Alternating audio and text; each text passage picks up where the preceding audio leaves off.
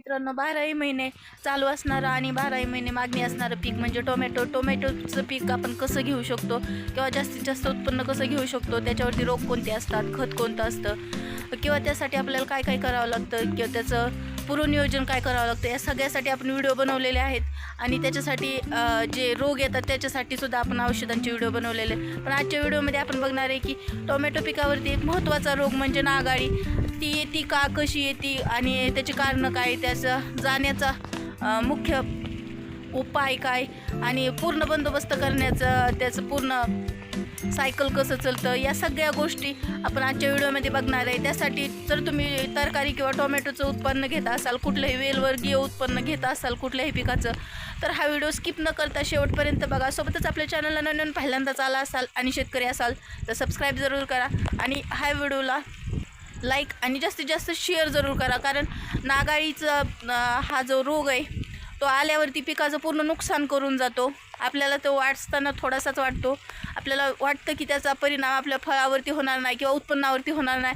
पण सगळ्यात मोठी गोष्ट इथंच आपण चुकतो की ह्या रोगाला आपण क्षुल्लक समजतो आणि त्याच्यामुळे आपल्याला खूप मोठ्या नुकसान होत असतं. कारण याच्या पोटी बरेच रोग तयार होत असतात आपल्या पिकामध्ये. तर ते कशा पद्धतीने होत असतात ते आपण सुरुवातीला बघू, त्याच्यानंतर त्याच्यावरती उपाययोजना बघू आणि पूर्ण बंदोबस्त करण्याचा त्याचं नियोजन पण बघू. आता सगळ्यात पहिली गोष्ट, ज्यावेळेस आपण टोमॅटो लावत असतो तेव्हापासून जोपर्यंत आपण टोमॅटो काढू शकतो त्या मध्ये कोणत्याही पिरियडमध्ये हा रोग येऊ शकतो.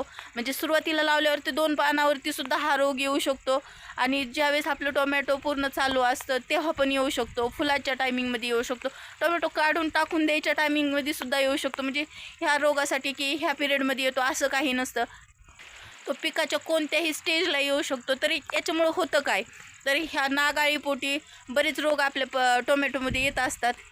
ही नागाळी असते काय, सगळ्यात पहिले जाणून घेऊ आपण. एक छोटे पतंग जे असतात ते आपल्या पानावरती बसतात, त्याच्यानंतर ते आळीच्या स्वरूपात पानाच्या आतमध्ये शिरतात, त्याच्यामधले जे अन्नद्रव्य येतं ते खातात आणि खाऊन ते पानाच्या आतल्या आत फिरले जातात. म्हणजे आतल्या 2 नंबरच्या पापुद्र्यामध्ये शिरतात आणि ते आतल्या आत खात खात फिरतात. त्याच्यामुळं नागमोडी वळणाची एक रेषा तयार होती, त्याच्यावरती आपण नागाळी आल्याचा अंदाज बांधू शकतो. म्हणजे नागाळी म्हणजे अशी एखादी आळी वगैरे असं काही दिसत नाही पिकावरती. कारण जर आपल्याला अस्वल वगैरे अशा आळ्या असतात त्या आळ्यावरतून आपल्याला दिसतात, त्याच्यामुळे आपल्याला अंदाज येतो. जे म्हणजे छोटी किडा असतात ते सुद्धा दिसतात, घोंगान दिसतं. पण ही नागाळी अशी उडताना किंवा चालताना दिसत नाही, ती झाडाच्या पानाच्या आतल्या पापुद्र्यामध्ये असते आणि ती दिसत नाही पण ती तिचा परिणाम दाखवून जाते आणि ती ज्या जागेवरून फिरते तिथं एक रेषा तयार झाल्यासारखी होती. म्हणजे ती तिथला भाग खात खात पुढं चाललेली असती.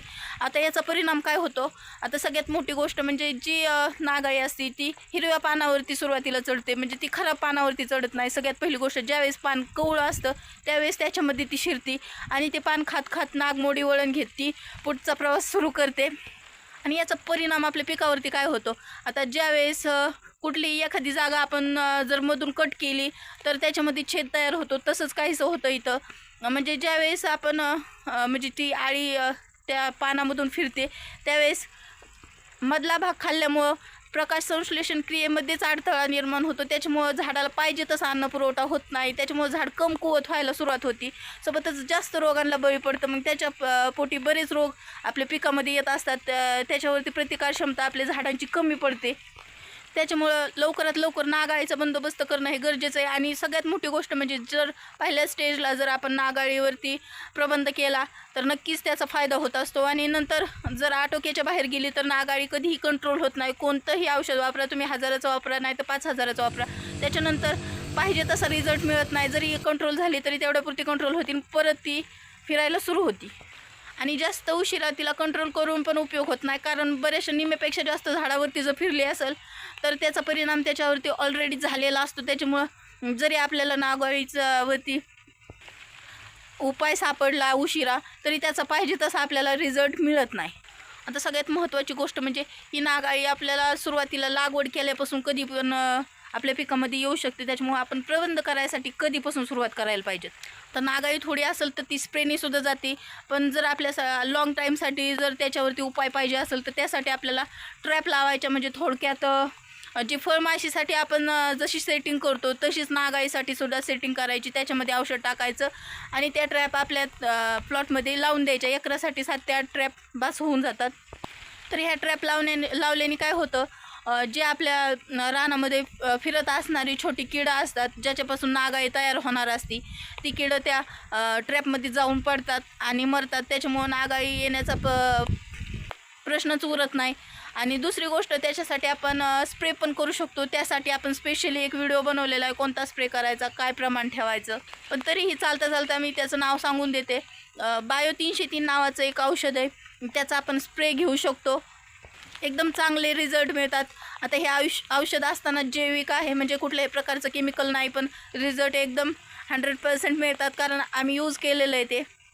आणि ते यूज केलेलं टोमॅटोचा प्लॉटसुद्धा मी तुम्हाला दाखवलेला आहे. पाठीमागची व्हिडिओ तुम्ही बघू शकता, त्याच्यामध्ये नक्कीच तुम्हाला पाहायला मिळेल. मध्ये इथपर्यंतच थांबूया. आज आपण बघितलं नागाळी आणि नागाळीने होणारे परिणाम, सोबतच त्याच्यावरचा इलाज. व्हिडिओ कसा वाटला ते कमेंटमध्ये जरूर कळवा. आजच्या व्हिडिओमध्ये इथपर्यंतच थांबूया. भेटूया पुढच्या अशाच एखाद्या नवीन आणि माहितीपूर्ण व्हिडिओमध्ये. तोपर्यंत धन्यवाद.